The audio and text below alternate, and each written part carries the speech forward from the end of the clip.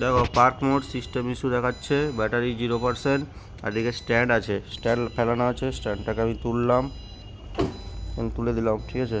কিন্তু এখানে এখনও স্ট্যান্ড মোড আছে, ঠিক আছে।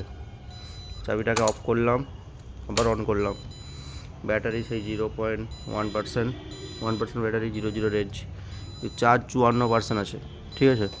দেখাচ্ছি দেখো, যখন অফ করলাম, এক মিনিট,